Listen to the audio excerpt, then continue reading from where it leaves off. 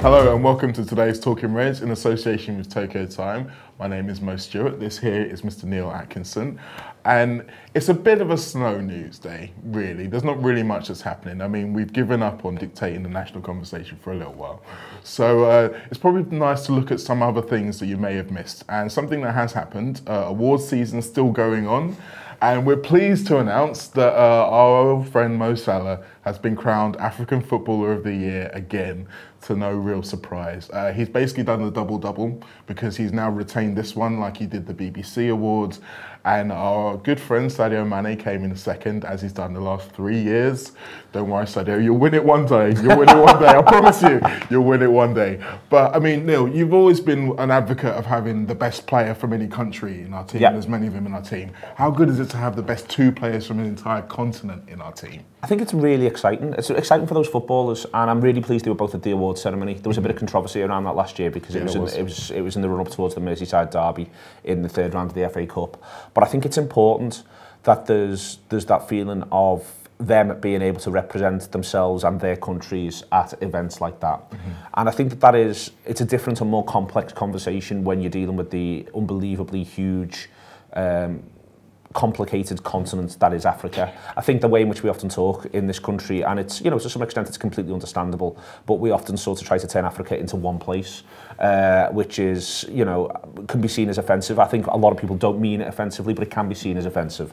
And Africa is, you know, I saw one of those things recently, did you see it, when there was the maps thread of this is how big places actually are versus the unbelievable sort of 19th century version of the world we're given geographically. And Africa is just such a huge, rich, totally different. You know, Egypt to Senegal is an enormous spread. It really is. But they've been almost forced or fused together to feel as though there's that sort of kinship there. And I think that does make it a little different. It makes it a little different from the other awards and a little different from the other outlooks. And so I'm really, as I say, I'm really pleased that the Liverpool players go. I'm really pleased that they feel as though they're part of it. I'm really pleased. I think we're awful for this, Mo. You've come to the city, and I think that there's times where people from Liverpool absolutely love roots.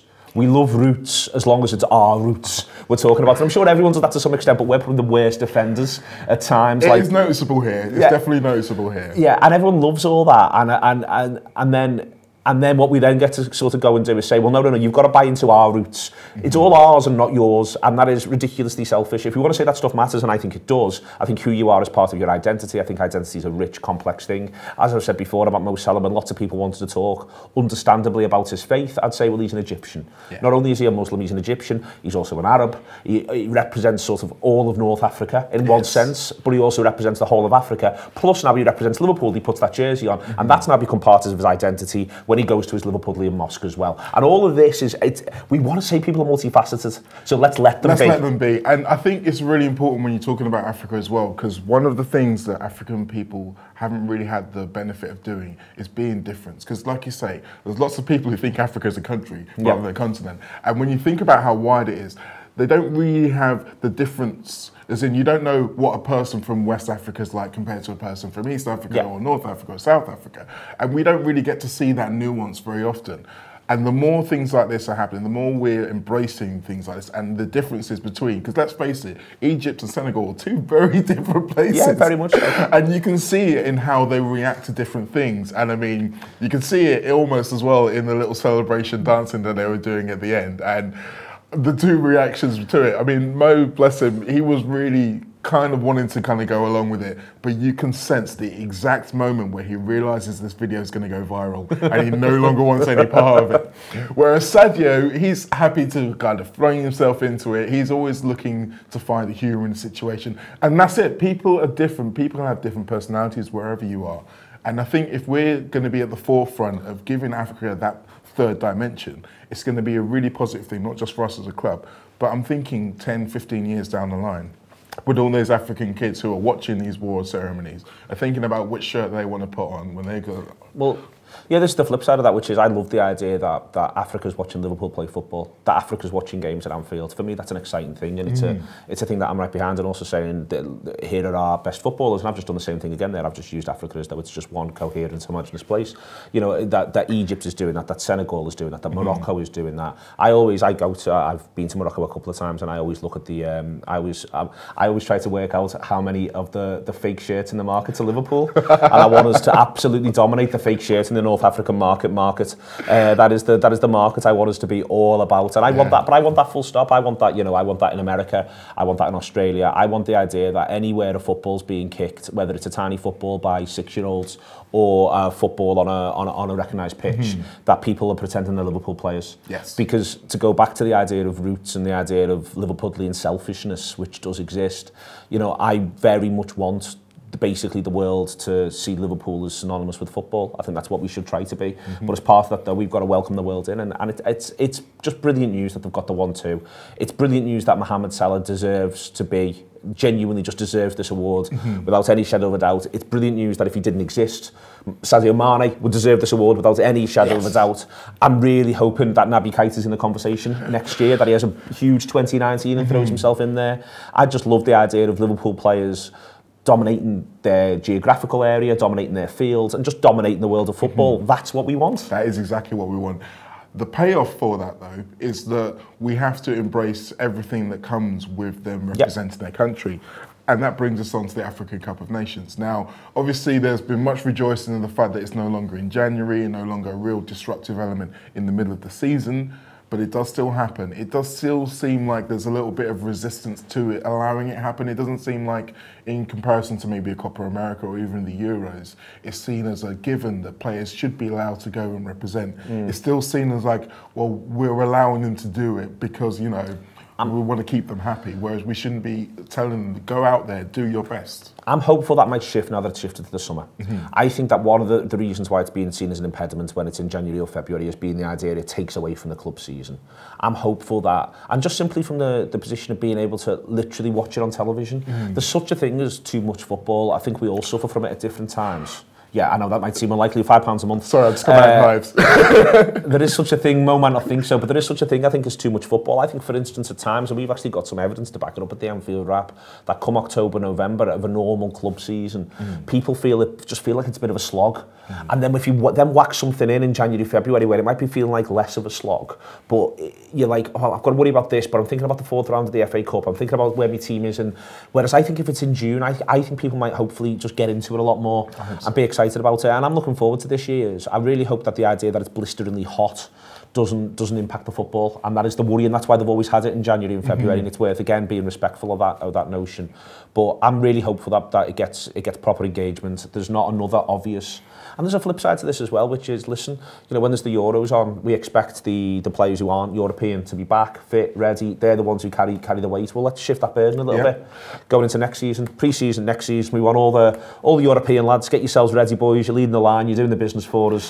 These boys, they're going to need an extended break. And fair play to them. Well, that leads me on to my next point. Do you think that having it at that time, and because Klopp is so sure about giving his players that break at the end of a long season and a tournament, is that going to start to affect transfer policy? Do you think that we're going to need to look at people who can come in, not just at the beginning of the season, but going forward as a real replacement for them? I think he may well have to factor that in some degree into this season. But what I'd say on that is, well, this season it's the African Cup of Nations. The next season it's the Euros. The season after that, I think it might be the Cup of Nations again. There's a Copa America in there somewhere, and then there's another World Cup. You can always drive yourself a little bit mad on this. True. I think you've got to try to get the players who are right for you. The one opportunity I think it could well offer. And I talk about him so much at the minute, it's ridiculous. Like, I talk about him on air, I talk about him off air.